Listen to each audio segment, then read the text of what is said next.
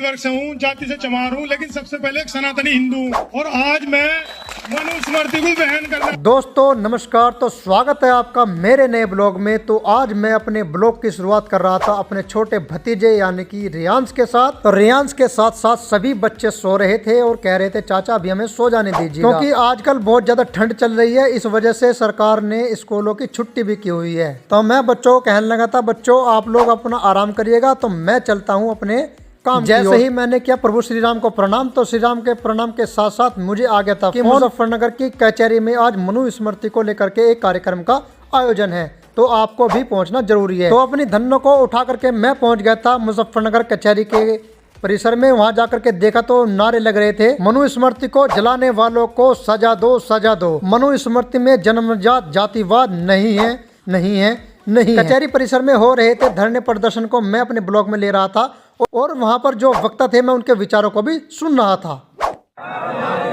आज हमारा यहाँ इकट्ठे होने का मुख्य कारण यह है कि अभी 25 दिसंबर में कुछ भीम आर्मी के लोगों ने मनुस्मृति का दहन किया और मैं भी एक दलित वर्ग से हूँ, जाति से चमार हूँ, लेकिन सबसे पहले एक सनातनी हिंदू हूँ और आज मैं मनुस्मृति को दहन करना आया, मनुस्मृति को धारण करना आया यहाँ, क्योंकि हमारे संतों ने, चाहे संत रविदास जी महाराज हो या वाल्मीकि जी महाराज हो, किसी ने भी मनुस्मृति का विरोध नहीं किया और ना ही बाबा साहब ने मनुस्मृति को कभी फूका।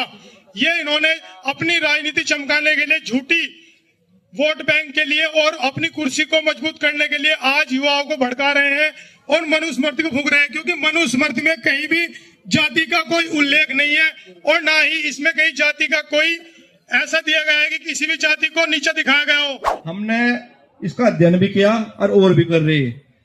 तो मनुस्मृति में कहीं भी जन्म जात जाति व्यवस्था का उल्लेख नहीं है। जाति व्यवस्था इसमें कभी नहीं, वर्ण व्यवस्था दी गई है। वर्ण का मतलब है कर्म, कर्मों के आधार पर। गुज्जर है, कोई दलित है, कोई एससी, सभी आए और हमने इसका अध्ययन भी करा। और जो लोग इसको जला रहे मनुस्मृति को, हम उससे कह रहे भाई तुम इसमें तुमने पढ़ी भी नहीं पढ़ी पंटो। अरे जिस ग्रंथ को पढ़कर लोग को जलाया जा रहा उसके बारे में कुछ नहीं बोल रहे। मैं सभी वक्ताओं की बात बड़े ध्यान से और गौर से सुन रहा था कि भाई जब ये कह रहे हैं कि मनुस्मृति में कहीं भी जन्मजात जातिवाद नहीं है। जय और भीम और जय भीम का नारा नहीं चलेगा, यहाँ नारा चलेगा जय भीम जय श्री राम। बात तो इनकी सही है। तो मैंने इनसे कहा कि आप मनुस्मृति की एक कॉपी मुझे भी दे दीजिएगा, क्योंकि मुझे भी ये पढ़नी है।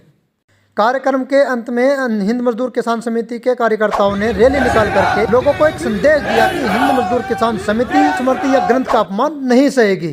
तो ब्लॉग को करते हैं समाप्त। बोलो जय श्री राम।